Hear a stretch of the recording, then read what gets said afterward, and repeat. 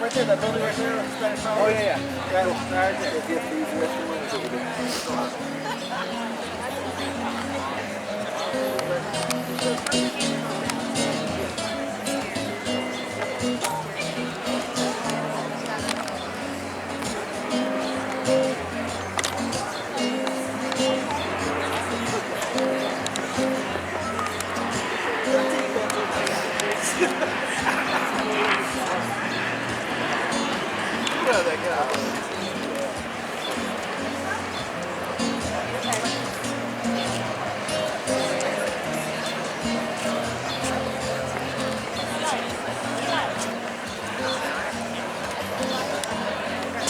Hold on.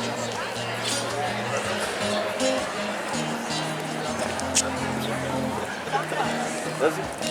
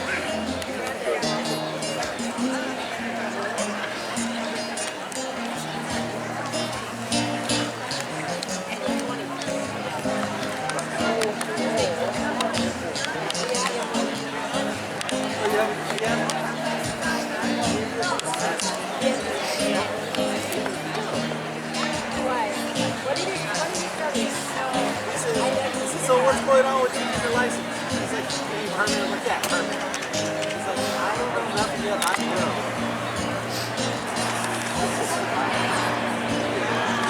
Yeah, then I said, it's not that much money. No, he needs to go to the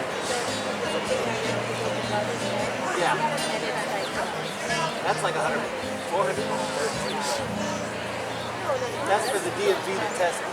So like with Xander, did we have a guy come pick him up and drive him? Yeah, that. We go to a driving school.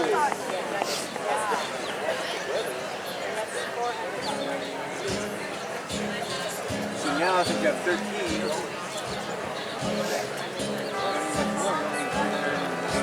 He doesn't have it.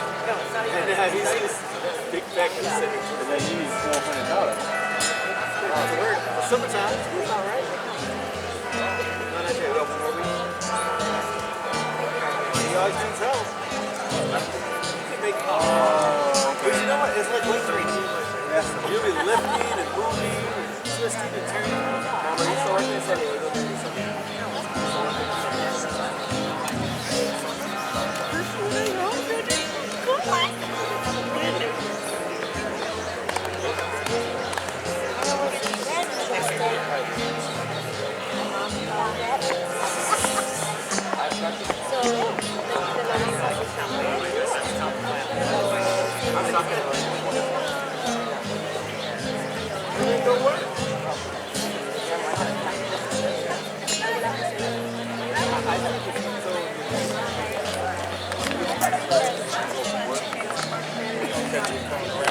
Try it.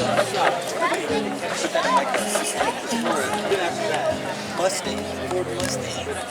Right now. I want to do two. Yeah.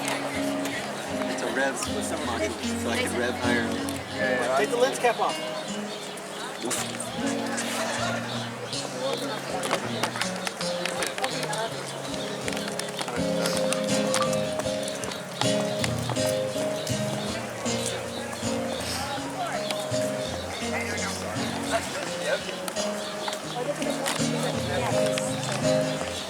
I don't know.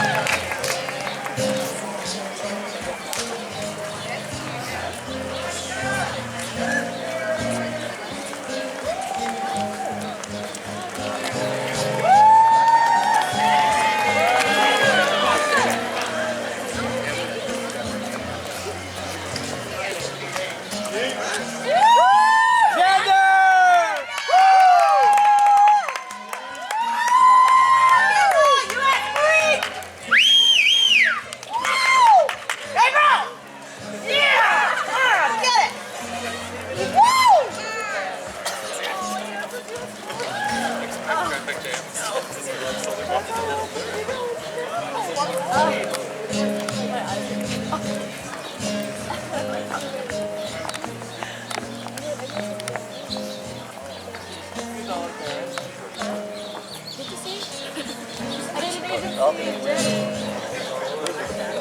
there you go. Woo! Gabriel! Jared. No, I like that.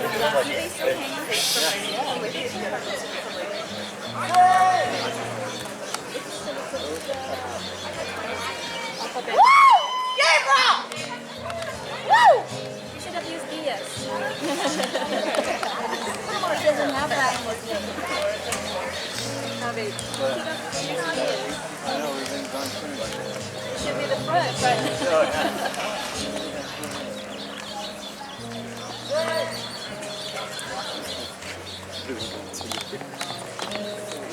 Are you recording after the school?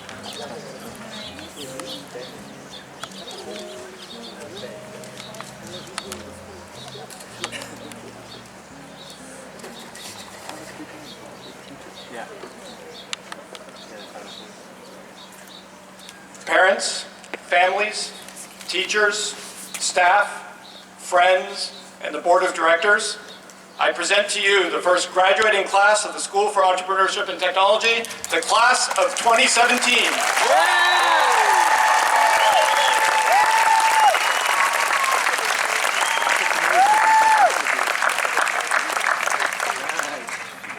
Graduates, please remain standing as our own Israel Maldonado plays the national anthem.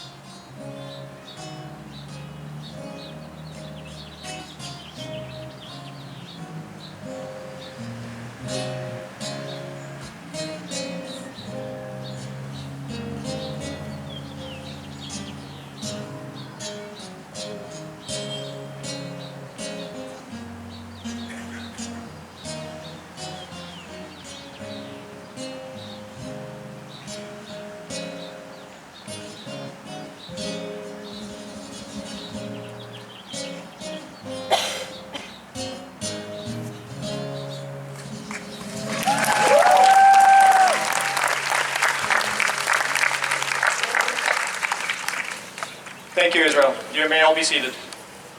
I would like to invite Mr. McClendon to the podium to deliver the invocation.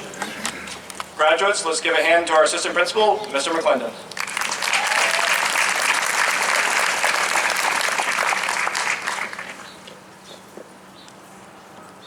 Good morning. Morning. Maybe you guys didn't hear me. Let's try that one more time. Good morning. Morning. Thank you, thank you. Okay, so before I start, I want everyone here, and I do mean everyone, to do a little exercise. I hope you all stretched this morning. Just kidding about that part.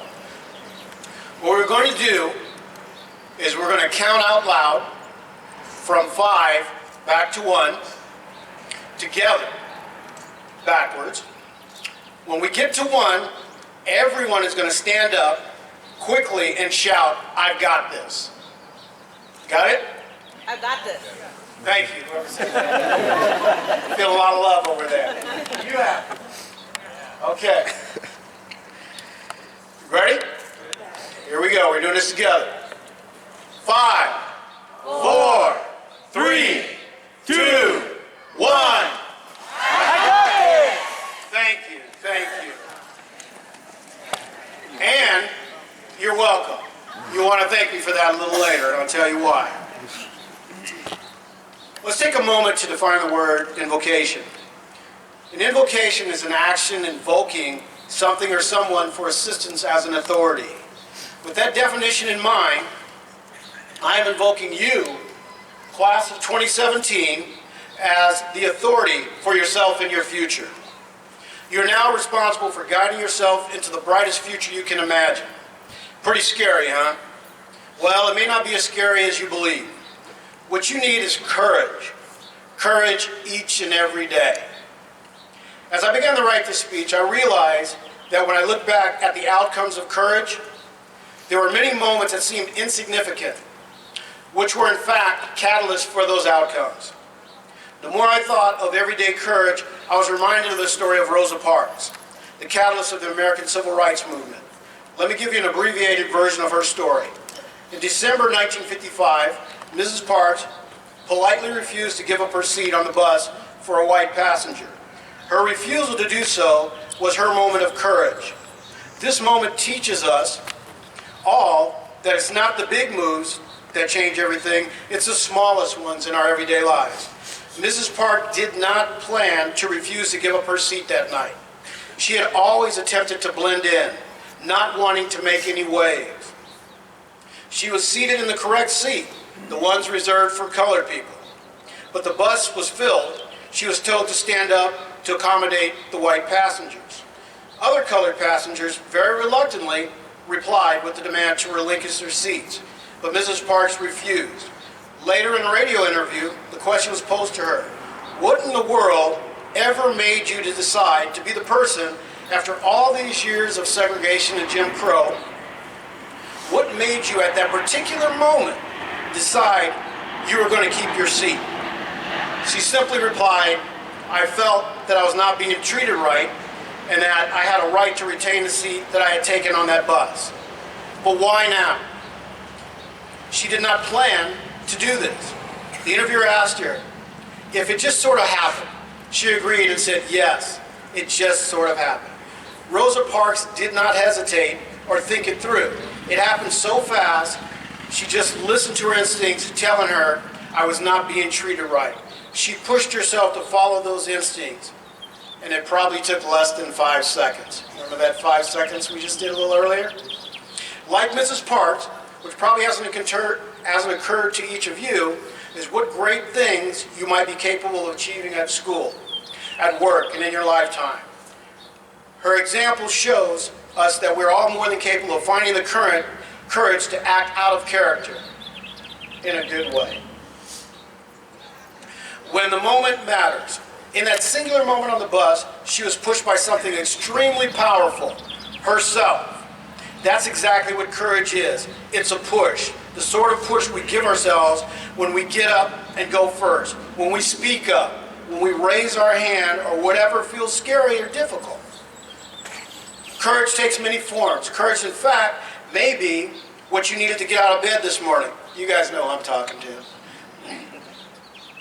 It may be trying to understand how can you help a friend in need, or just tackle your own problems. At some point in time, even the biggest acts of courage can begin with very small choices. The choice to get up can be the catalyst that moves you towards greatness. The beauty of courage is that it isn't reserved for a chosen few. It is inside all of us. It is just waiting for us to discover it. One small moment of courage can change your day. One day can change your life. One life can change the world. That's the true power of courage. It reveals who you are. Find your courage. You will be capable of accomplishing and experiencing anything you dream of. Something will happen. Your instincts will activate. Like Rosa Parks, you'll have an urge to act. Your values, your instincts will tell you what you should do. Your feelings will scream, no. That is the push moment. You don't have to have all the answers. You don't have to make a decision quickly. You will just need that. You just cannot let that moment pass. What I know with absolute certainty is every day is full of moments that are scary, difficult, and uncertain. Trusting your instincts and facing those moments without hesitation can result in unlocking the magic and the joy inherent in a life well lived. Now back to that 5-second exercise we started with. The reason we started with that exercise is because the activation of current takes less than 5 seconds. But we can't hesitate. We must move before the time passes. In closing, class of 2017, I am confident that your futures will be bright. Do not hesitate. Take the 5 seconds, move, and activate your courage. Thank you and congratulations, class of 2017.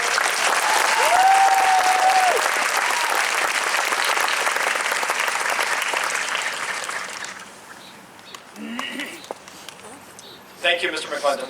It's been an honor to learn from you as we learn together how to bring out the best in our students. I would now like to offer a few words of wisdom to our graduates. When I think about the class of 2017, I think of failure. Do I need to say that again? I said when I think about the class of 2017, I think of failure. There, that got everyone's attention. As tempting as it is to leave that sentence hanging for a while, I feel compelled to tell you that by the end of my speech today, the graduates are going to wear that failure as a badge of honor. You students will be celebrating your failure.